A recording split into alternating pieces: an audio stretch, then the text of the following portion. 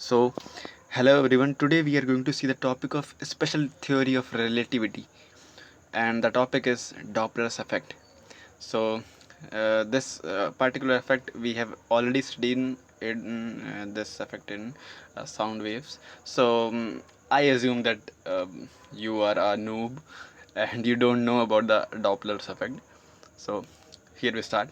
So, Doppler's effect जो होता है ना, वो बेसिकली कहता है कि अगर कोई ऑब्जेक्ट मूविंग है तो और वो ऑब्जेक्ट कुछ वेव्स बना रहा है, वो ऑब्जेक्ट मूविंग है और वो वेव्स बना रहा है, तो वेव्स जो है ना वो कुछ उनकी वेवलेंथ और फ्रीक्वेंसी में कुछ चेंजेस आते हैं। ठीक है, तो वो जो चेंज इन फ्रीक्वेंसी होता है ना, उसे हम कैसे मेज़र करते हैं, तो उसको मेज़र करेंगे, वो क्या चेंजेस होंगे, इन सब पे हम लोग डिस्कस करने वाले हैं। तो बेसिक से शुरुआत करते हैं। तो हाँ, तो शुरुआत करेंगे हम लोग। 3 तरह के डॉपलर्स इफ़ेक्ट होते हैं लाइट के अंदर। लाइट के लिए 3 तरह के होते हैं। वैसे साउंड वेव में भी होता है डॉपलर्स इफ़ेक्ट। तो साउंड वेव वाला थोड़ा देख लेते हैं, एग्जांपल देख लेते हैं साउंड वेव का, कि साउंड में कैसे होता है डॉपलर्स इफ़ेक्ट। तो DE से लिखेंगे इसे हम। तो सपोज़ करो एक कार जा रही है, आप यहाँ खड़े हैं, एक स्टेशनरी फ्रेम ऑफ रेफरेंस है आपका, मतलब आपका मूविंग फ्रेम नहीं है, और एक कार जो है ना वो वी वेलोसिटी से मूव करती है, आपके पास से निकलती है, और हम अज्यूम कर रहे हैं कि वो एक साउंड वेव बना रही है, यानी कि वो हॉर्न बजा रही है। तो जैसे ही वो आपके पास से निकलेगी एक साउंड वेव को बनाती हुई, तो वो साउंड वेव की फ्रीक्वेंसी थोड़ी चेंज हमको सुनाई देती है।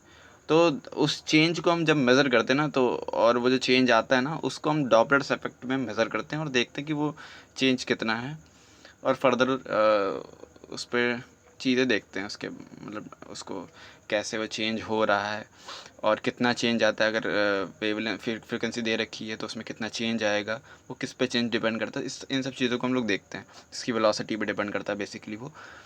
तो ये साउंड वेव का था। हम लोग फार्मूला वगैरह इसका इसका इतना डीप में नहीं जाएंगे, क्योंकि हम लोग रिलेटिविटी पढ़ रहे हैं। तो सीधे सीधे स्टार्ट करते हैं। लाइट में कैसे होगा डॉपलर्स इफेक्ट। तो लाइट वाले के लिए पढ़ेंगे डॉपलर्स इफेक्ट इन लाइट। तो लाइट में कैसे होता है भाई साहब, ये देखो, पहला होता है ना, हम 3 तरह के पढ़ेंगे। तो पहला हम पढ़ेंगे इसमें ट्रांसवर्स। तो ट्रांसवर्स तो पता है ना, ट्रांसवर्स डॉपलर इफेक्ट। तो ट्रांसवर्स डॉपलर्स इफेक्ट होता है, इसको लिख लेते हैं डॉपलर्स इफेक्ट, DE से लिखते हैं ट्रांसवर्स डॉपलर्स इफेक्ट। तो डायग्राम बनाते हैं। अज्यूम करो कि तुम एक प्लैनेट पे खड़े हो इस तरह से। ठीक है, दिस इज़ द प्लैनेट। तो मान लेते हैं हम अर्थ पे ही खड़े हैं इस तरह से, और एक स्टार जो है, ये हमारा खूबसूरत सा स्टार है, वो एक वी वेलोसिटी से मूव कर रहा है। ठीक है, वी वेलोसिटी से वो स्टार मूव कर रहा है। तो स्टार जो है वो लाइट एमिट करता है ना, स्टार जो है वो इस तरह की एक लाइट हमारी तरफ भेजेगा। तो उसकी हम फ्रीक्वेंसी मान के चलते हैं वी नॉट फ्रीक्वेंसी है, उसकी लाइट हमारी तरफ आ रही है। So the star is moving with V velocity. तो ये वी है, ये वेलोसिटी है, वेलोसिटी। ठीक है, ये वेलोसिटी हो गई, और ये म्यू है हमारी फ्रीक्वेंसी जिसकी लाइट हमें मिल रही है। तो ये हमारी, ये फूल वूल नहीं बनाया है तो इसको थोड़ा ध्यान से देखना। ये हमारा सन है या कोई स्टार है जो लाइट एमिट कर रहा है, और वो जो स्टार है वो वी वेलोसिटी से हमारे सर के ऊपर से गुजर रहा है इस तरह से, इस डायरेक्शन में। थोड़ी देर बाद वो यहाँ पे होगा। ठीक है, ठीक है, वो थोड़ी देर बाद यहाँ पे होगा, उसके बाद फिर वो निकल जाएगा। तो इसको कह रहे हैं, इसको हम कह रहे हैं, जब वो एक हॉरिजॉन्टल मूवमेंट कर रहा है हमारे सर के ऊपर, एक हॉरिजॉन्टल मूवमेंट कर रहा है, तो उसको हम कहते हैं ट्रांसवर्स ड्रॉपलेट्स इफेक्ट। ठीक है, तो इसकी जो फ्रीक्वेंसी जो लाइट की है वो म्यू नॉट आ रही है, और हमने जो ऑब्जर्व करी है ना वो म्यू है। ठीक है, यानी कि उसकी फ्रीक्वेंसी में कुछ चेंज आ गया होगा। So we will measure that change and how that this varies, मतलब हाउ दिस वेरीज। तो हम वो सब देखते हैं।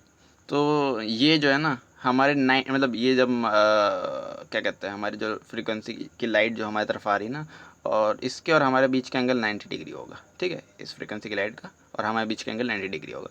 जब हमारे सर के ऊपर आएगी ना, तो यहाँ से हमारा एंगल जो है वो 90 डिग्री होगा, ठीक है भाई। अब फार्मूला देख लेते हैं। तो सिनेरियो पूरा समझ लिया ना, अगर सिनेरियो समझ में आ गया तो फार्मूला फिट अच्छे से हो जाएगा। अगर कोई न्यूमेरिकल आता है तो उसमें फार्मूला अच्छे से फिट हो जाएगा, ठीक है भाई। तो म्यू ट्रांसवर्स, इसको ट्रांस लिखते हैं, ठीक है, is equal to mu naught under root 1 minus V square upon C square.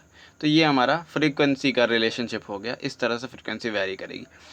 So mu naught is the frequency of light, और मतलब फ्रीक्वेंसी ऑफ लाइट जो स्टार हमारी तरफ भेज रहा है, और म्यू इज़ द फ्रीक्वेंसी जो हमने ऑब्जर्व करी है, ठीक है, mu is the frequency which I observed. So this is the formula. तो ये हमारा ट्रांसफर्स के लिए हो गया। अच्छा, दूसरा हमारा क्या होता है? दूसरा होता है हमारा observer and source moving apart, यानी कि ऑब्जर्वर और सोर्स दोनों एक दूसरे से दूर जा रहे हैं।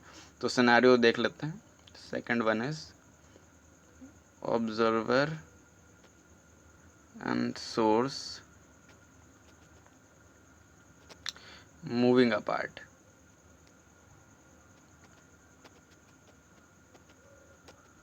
ठीक है, तो अज्यूम करते हैं कि हम यहाँ पे एक स्टार है,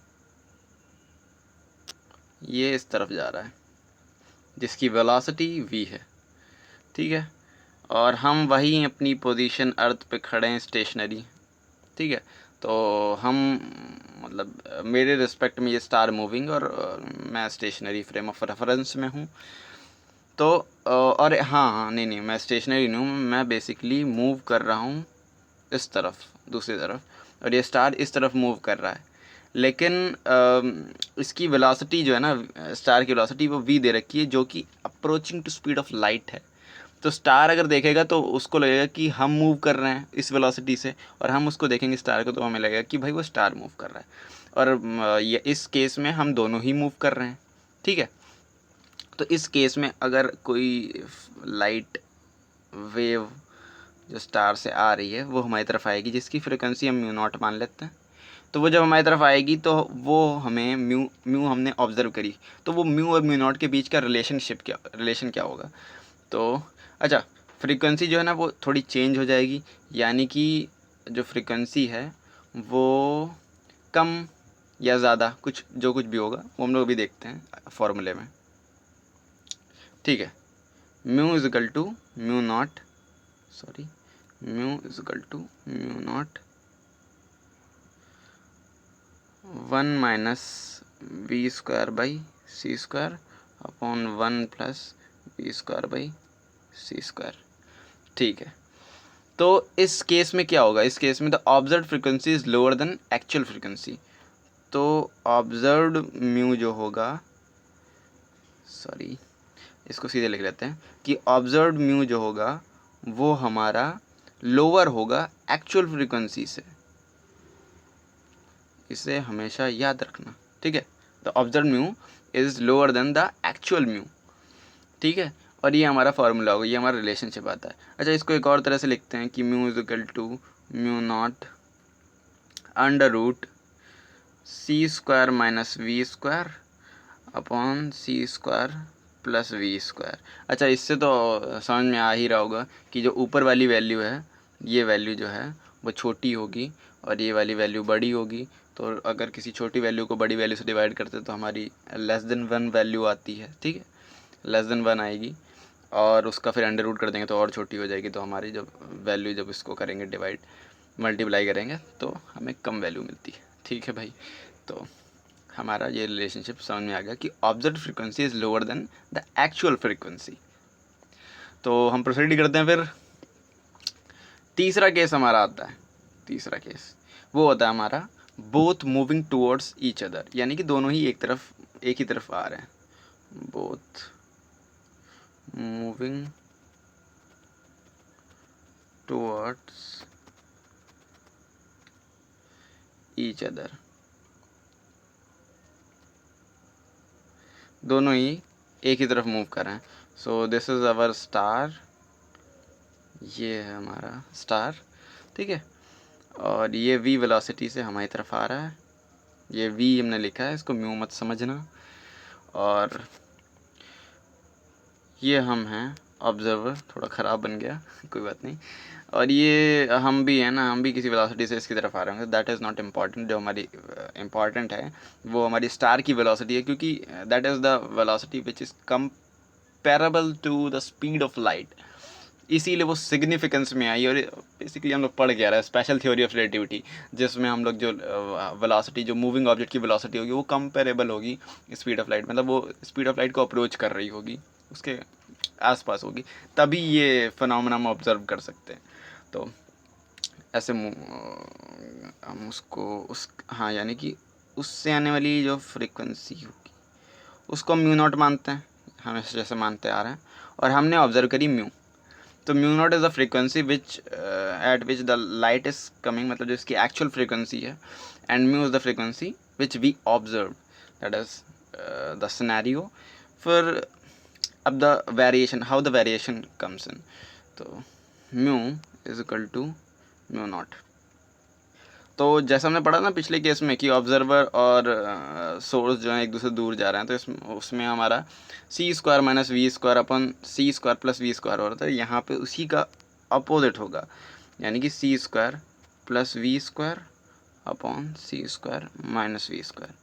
सो रिमेंबर दिस फॉर्मूला, ठीक है। फिर सिनेरियो को अगर तुम ऑब्जर्व करोगे ना, और उस सिनेरियो में इसको फिट बैठा सकते हो, अगर तुम्हें सिनेरियो समझ में आ गया तो तुम्हें पता चल जाएगा फॉर्मूला कहाँ कौन सा लगाना है, ठीक है। तो अच्छा, इस केस में क्या होगा, इस केस में जो इंपॉर्टेंट बात देखने वाली है कि the observed frequency is higher than the frequency of source, यानी कि जो हम ऑब्जर्व करेंगे ना फ्रीक्वेंसी, जो हमने ऑब्जर्व करी frequency mu is higher than the frequency, actual frequency से हमेशा जो हमारी ऑब्जर्व फ्रीक्वेंसी वो ज़्यादा होगी, तो ऑब्वियसली ज़्यादा होगी, क्योंकि C upon C square plus V square हमारा ग्रेटर है हमारा C square minus V square के, तो ये वैल्यू जो होगी वो बड़ी वैल्यू होगी। So this was the Doppler's effect, तो ये बेसिक डॉपलर्स इफेक्ट था। तो बाकी इतना डिस्कशन हो गया, आगे वीडियो में हम लोग देखेंगे कैसे वेलोसिटी हमारी वेरी करती हैं, और हम लोग देखेंगे रिलेटिविस्टिक एडिशन ऑफ वेलोसिटीज़, फिर उसका रिलेटिव मास कैसे वेरी करता है। So this was the Doppler's effect. Thank you.